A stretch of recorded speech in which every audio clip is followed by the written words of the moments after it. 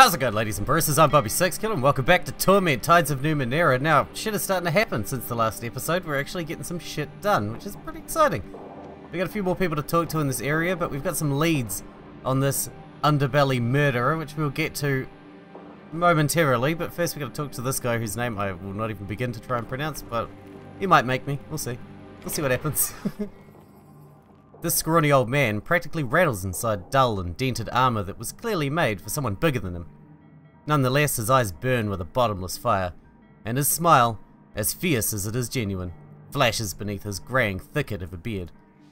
"Another night," he bellows, clapping your shoulders with his gauntleted hands. "You barely kept your feet. The man is stronger than he looks. Another hero in search of great adventure. You stand before the wandering knight, Puijano del Toboso." I knew he'd make me say it, bastard. "What brings you to the summit of Mount Etherdor?" "Why'd you call this Mount Etherdor? It's a city, not a mountain."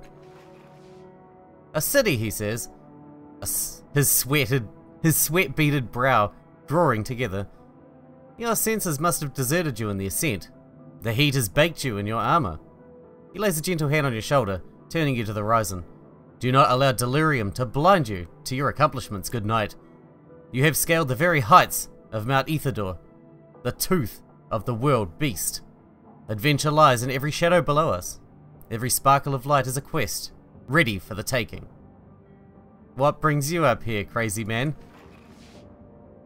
"Do you know," he says, "that I'm not quite sure. My memory is not what it was. I recall kneeling before my family's armor in our estate some time ago." He blinks slowly. "Perhaps I was weeping." He smashes his gauntlet against his chest, leaving a sizable dent. "I can't recall, and it doesn't matter. For then, I heard a thunderous roar, and beheld a great beast in the skies. I donned my armor and gave chase." "Your armor looks slightly used." "Yes," he says, nodding proudly. "It has seen some use. My ancestor forged it in the fires of Silver Cloud Mountain for her battle against Ziri-Quand hordes. This was the wound that killed her." He taps a much mended spot on the chest plate. "In fact, many of my ancestors died in this armor. It served them well." "What kind of beast was it?" "It defies description," he declares, "and so I shall describe it to defy impossibility itself. 13 legs, 6 jaws, 1,000 eyes aglitter with malice and flame, scales the color of clouds." "Alright, go on." "The horrible beast leered down at me, promising destruction. I promised it death, and it fled across the sky. I followed, darting between the trees." He pauses, frowning. "And I don't recall much after that.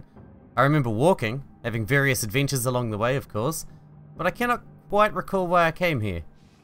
"Ah," he says, raising a finger, "of course.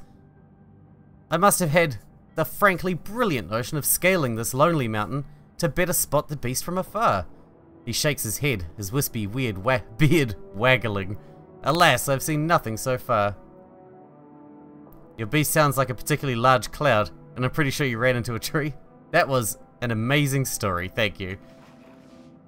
"You are most welcome," he says, patting her hand fondly. "It is so good to share my tales with a fellow knight.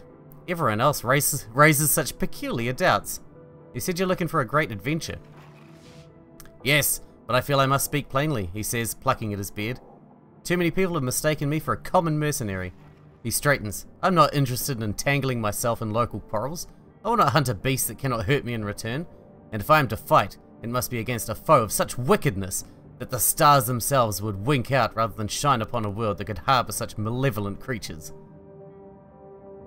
Okay.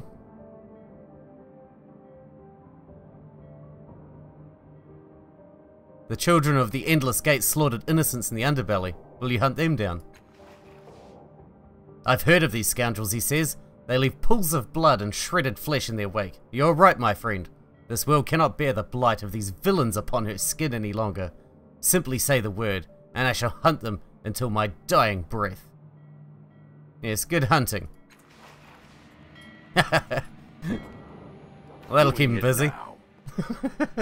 And it might make my job a little bit easier. Then I have to fight so many people, because I'm really bad at fighting, as we have discovered. Oh, what's down here? I really don't want to get any more fights. I just want to focus on talking now. I'm a talker, not a fighter, apparently. Tarnak Hobbs. Let's talk to you, you've got a name. You look important. This man's brow is creased with worry. He avoids your gaze, his eyes fixed on a point to your left and far away. His trembling, battered fingers pluck at the air. He stares through the chattering customers, the bar, as though he is utterly alone. Stepping closer, you see a thick blue crease running down his throat to the depths of his heavy robes. And orderly rows of azure hulls pierce his bony arms from elbow to wrist. Discord, he says as you approach. Scarred melody. Too many voices. Hurts. His words stream out one by one in a subdued and continuous monotone, tumbling over each other as if in a blind rush to escape. Study the man. He doesn't meet your eyes as you step closer to examine him. Instead, he winces as though your presence is somehow painful to him. You watch him move and track the twitching of his fingertips. You hear a low, vibrating whistle, though it's not coming from his mouth. What are you doing here?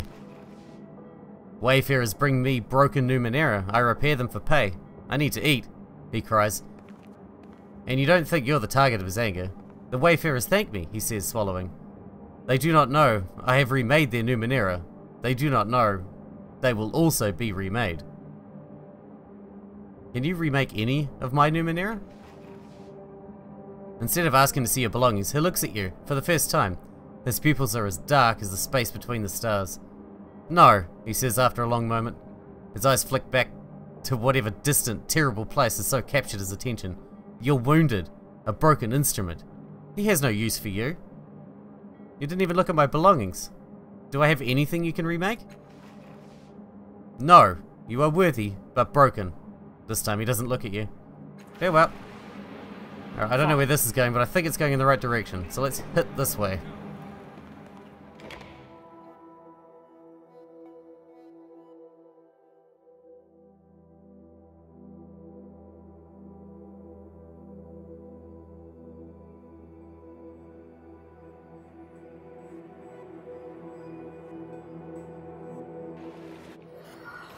We need to return that book and hit the underbelly. Holy fuck, this is another area I haven't been. Holy shitballs. How did that happen? Of course. The fuck? Dude, how many places are there in this town? The silent and ancient machine casts a long shadow. As you study it, your breath stutters in your chest and your hands shake. You can't help feeling as though you have stood in this exact spot before. Examine the device. A jumble of mismatched parts make up this one functional generator. You notice a familiar circular symbol etched into the metal like a marker's mark. Leave. Finzen. Hello, Finzen. Everything about the slender young man says thug, from his scar-slashed eyebrows to the calloused hand hovering over his hip, where a dagger would hang. But he doesn't have one. Instead, flour cakes his hands and a single apron string hangs from his pocket. He is, apparently, a baker. Stand still. You shine, he says, and peers over your shoulder. You follow his gaze to an armoured soldier who is loitering in the public square. That levy's been following me for days. Can't even stop for a piss without checking side to side. You look tough, why haven't you dealt with him? Sst, he says, waving his flour-caked hands, his eyes wide with panic. You don't deal with a levy. You don't even talk about it. He licks his lips. Besides, I don't do any of that kind of... I mean, I ain't done anything wrong. And it's worse than that, he says, wringing his hands. That's my levy. What do you mean he's your levy? I'm a citizen, he says. As if this explains it. When it becomes clear it hasn't, he groans. Every levy is made from a citizen, he says.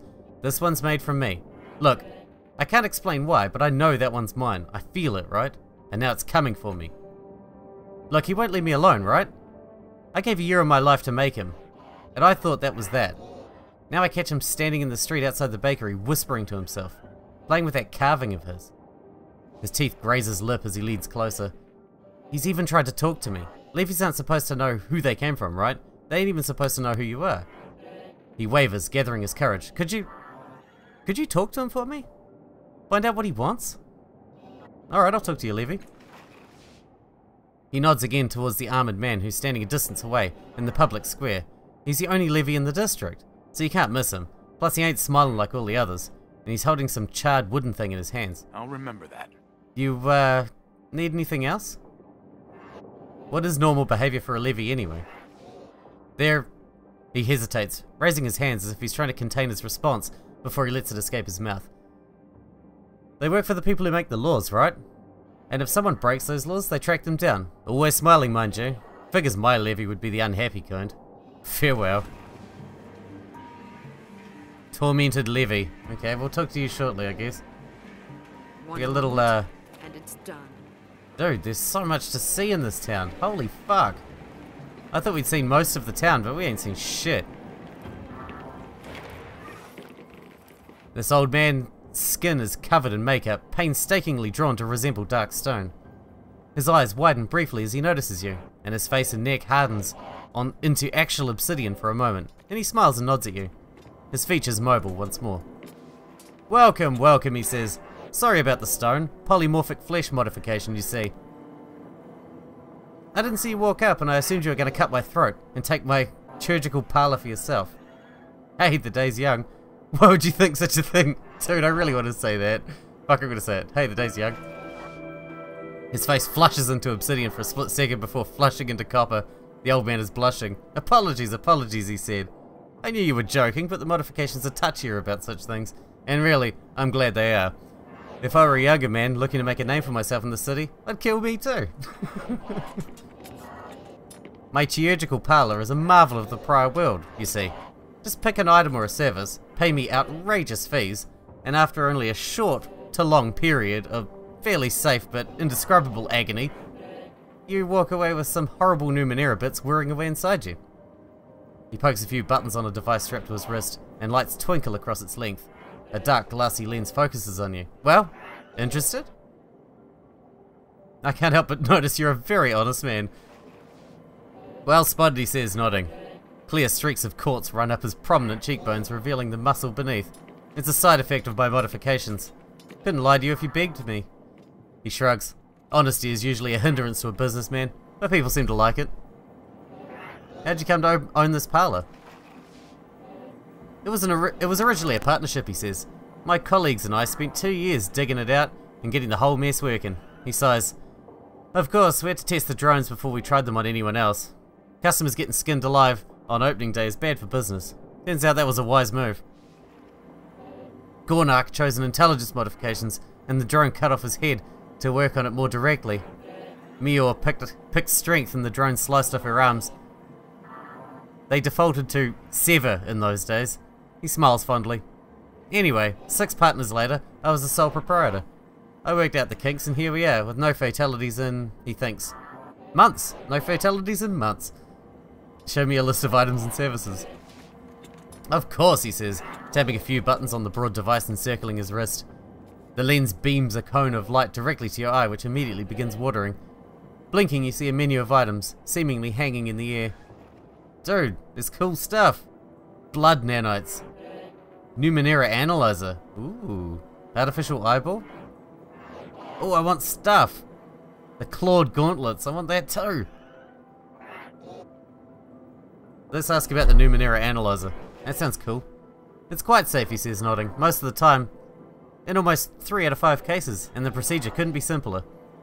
The drones simply saw your skull open, shove an implement into the right spot, and seal everything back up. He clasps his hands. Once they do that, the implant will help you identify the purpose of unknown Numenera. Costs 95 shins, but it pays for itself. Fucking A, I'll take it.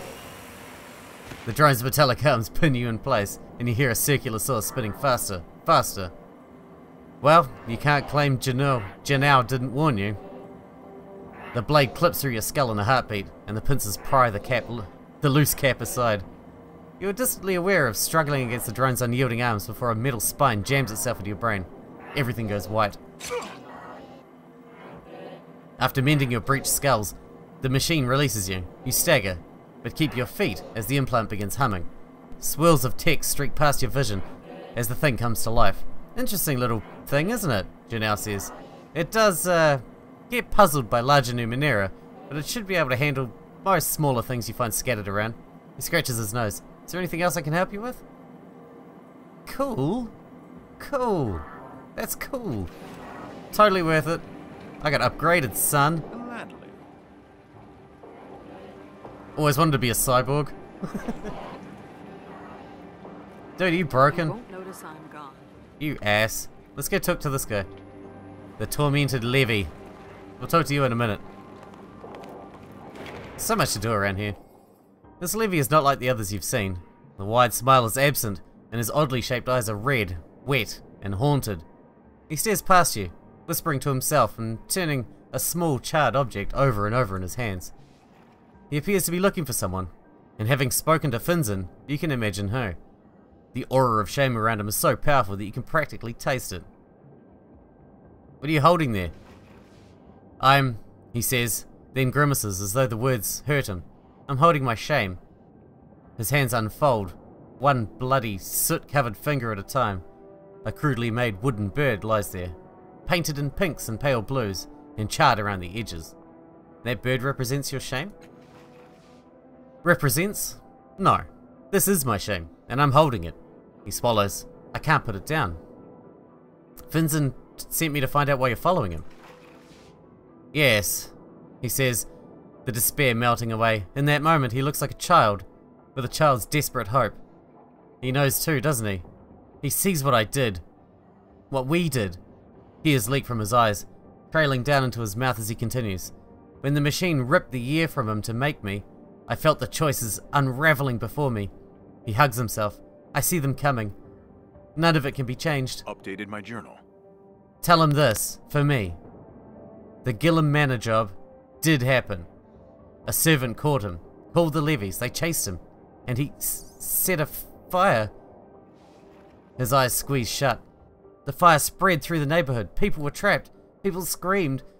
His hand clenches over the charred toy bird in his palms with a soft crunch. Please tell him. Tell him I'm with him in the dark, hiding from the mobs, sobbing. Tell him. Tell him to give me a different year. A better one. What kind of year do you want from Vincent?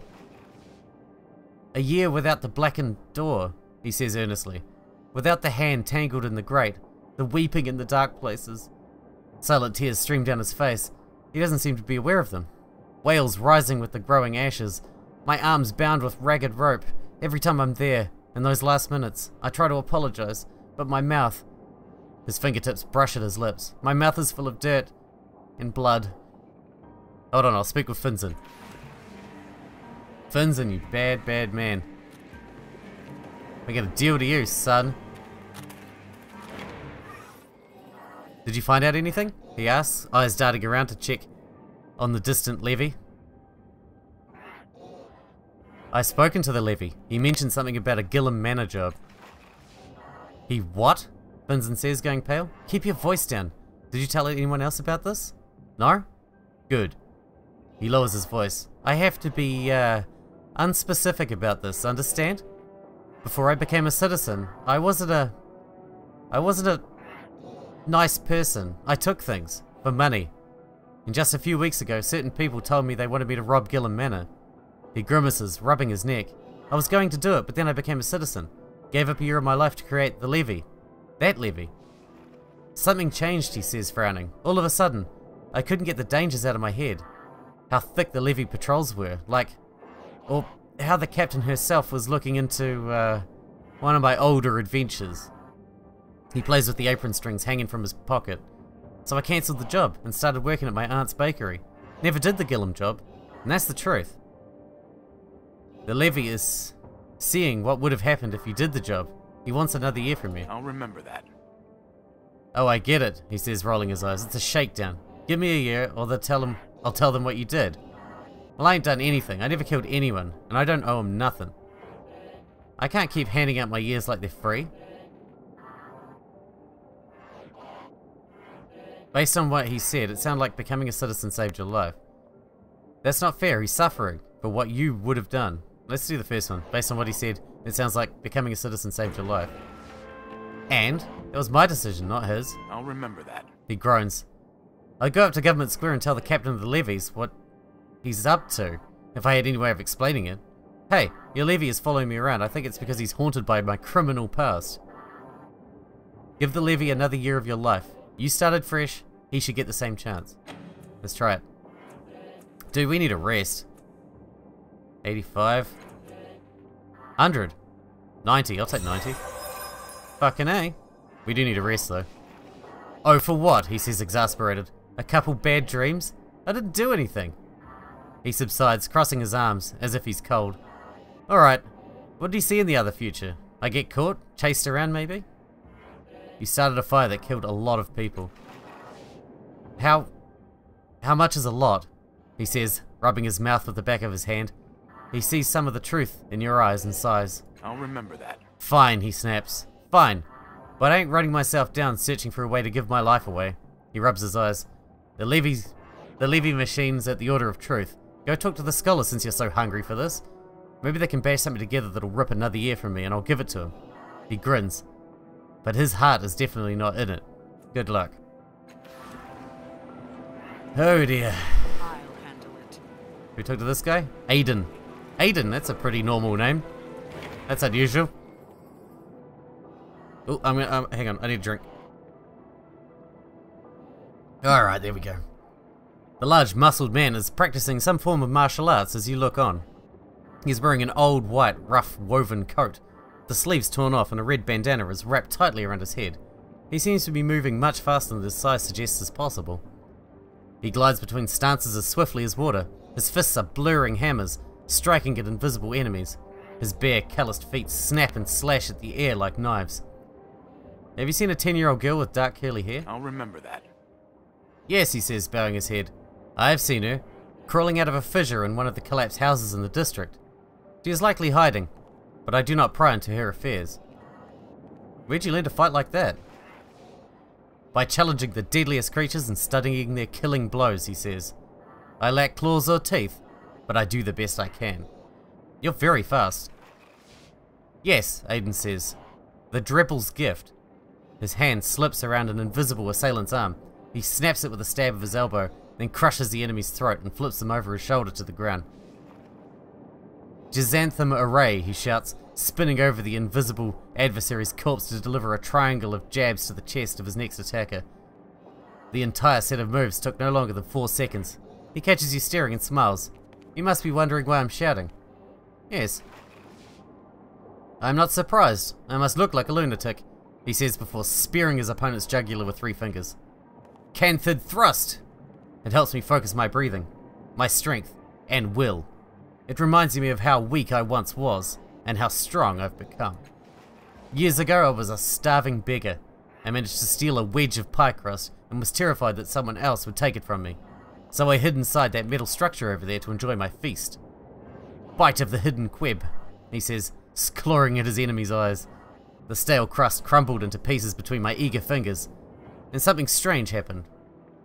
They drifted toward the ground like the softest of snowflakes. I was able to pluck each of them from the air before they fell. At first I was delighted. Then I wept. How far had I fallen that clean food was a miracle? He sighs, then delivers 4 more blows to the air's belly. But the miracles never ended. The longer I lived in that shelter, the more I could slow the world by concentrating. I swore to never waste this gift. I would honor it by becoming stronger, faster. I would challenge the predators of the world and take their killing blows from them. I would never be prey again. Grush stomp! I bet I'm faster than you. You're not the first to think so, he says casually, snapping an assailant's neck. I should warn you that all the others are dead. That's not a threat. I only fight to the death. He flings the invisible corpse aside. Before I accept your challenge, I need to see if you're good enough to face me. His fist lashes towards you. Jurulus kiss. Block the punch and strike back. Oh my god, we're gonna die. I don't want to die. You bat his fist aside and aim yours at his nose. He lowers his head, dashing your knuckles off his forehead. I underestimated you, he says, an odd light in his eyes. That won't happen again. Tell me when you're ready for the next round. Why do you insist on fighting to the death?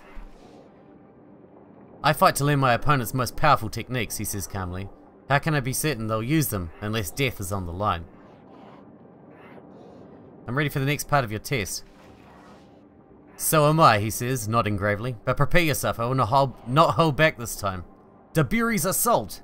He launches a two-handed blow at your face. Parry and counterattack? Fail! Oh my god, is it going to kill us? You raise your arms to shove his fists aside, and they dip below your guard, turning into twin spears that thrust up into your abdomen. Everything goes white. The next thing you're aware of is a harsh wheezing. It takes a few seconds to realize the sound is coming from you. Aiden hunkers over you, impassive. Return when you're ready, he says. Farewell. I'm gonna leave before you kill me. I'm going. I don't want to die right now.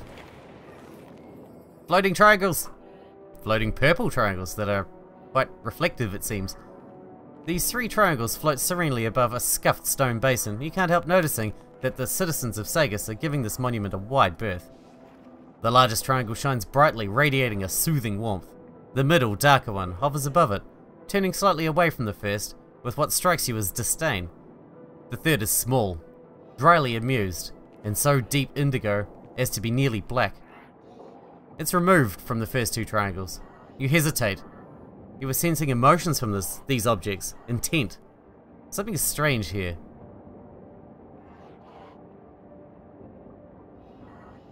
Crouch to look at the stone basin. The stone is cracked in places, but far newer than the ancient shapes that float above. You suspect that the citizens of Sagus added the basin to make the triangles look less out of place. Examine the smallest triangle. The tiny object spins slightly faster than the others. The more you stare at it, the more you sense a growing presence in the air, the icy regard of distant eyes. You blink, swaying. In the half second before you open your eyes, you hear the thunderous crack of wood on wood and the rumble of distant voices. You snatch your hand from the triangle. Study the medium-sized triangle. Staring at this triangle is disorienting. The longer you stare at it, the more you feel a tight coiling sensation in your own head. Standing on your toes and stretching, you manage to brush the triangle's icy face with your finger. The air thickens like a weight over you, and you struggle to keep your eyes open. Between the thumping of your heartbeat, you hear thousands of purposeful, rhythmic footsteps, treading endless stairs towards the peak of a vast, echoing room. Touch the large triangle. You reach out and time slows. Your hand drifts past individual motes of light dappling dust, moving into the warm glow of the large triangle.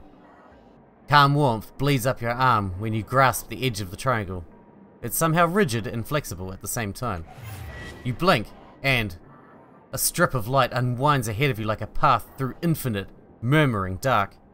Behind you is an ever-shifting zoetrope of linked, motionless yous.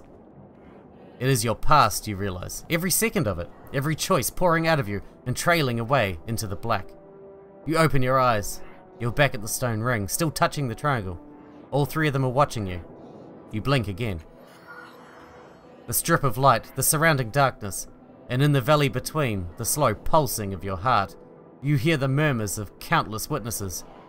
The raised voices of your past and future companions, the heated condemnations of enemies you haven't met yet, and above it all, a trio of voices, one warm, one cold, and one dryly practical.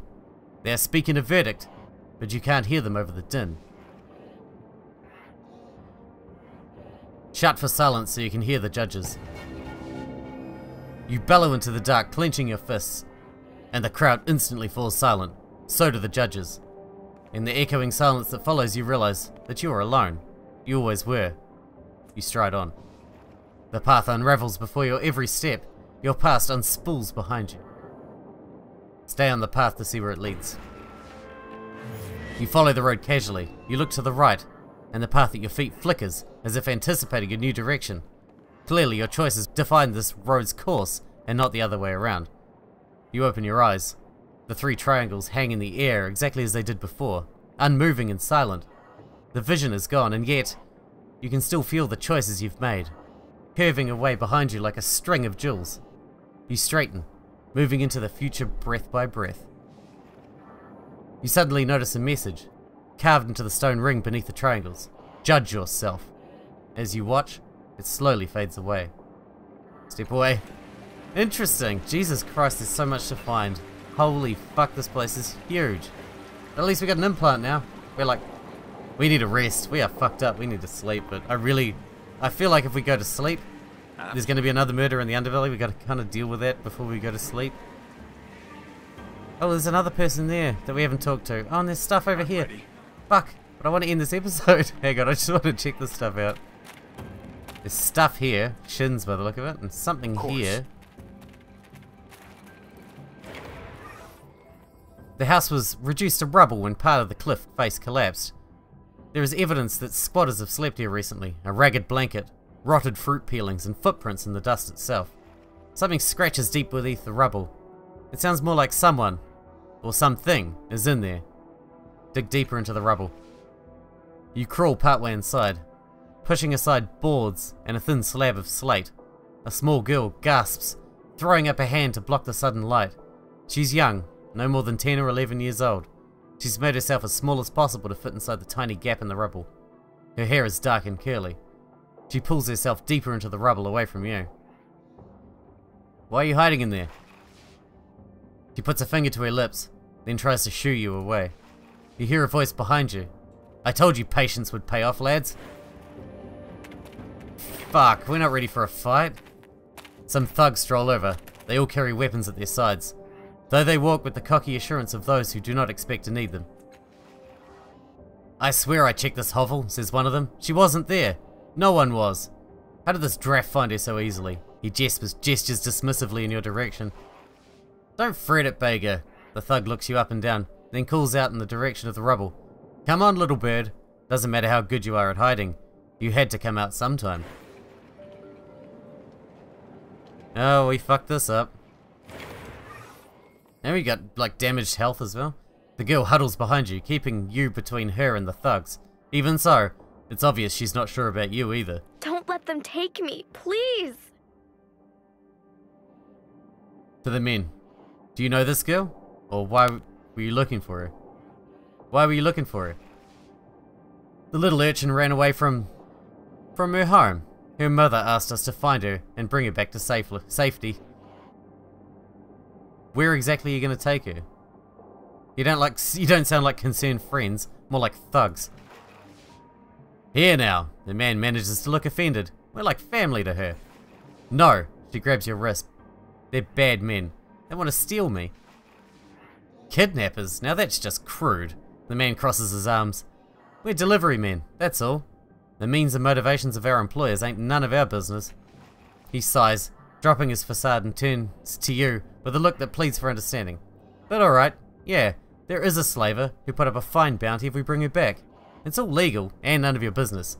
Best you stay out of it. He says the words kindly enough, but his colleagues' hands are on their weapons. You can't take me. Her grip on your wrist tightens. He found me. He has the discoverer's right. He raises an eyebrow, a bemused smirk playing on his face. Is that so? Well, Spider-Jack, what do you say? Is she coming with us? Or are we taking her from you? Just try and take her from me. Yay, no fighting. He narrows his eyes. Something in your demeanor sets him off. His eyes widen and he takes a step back. Fine.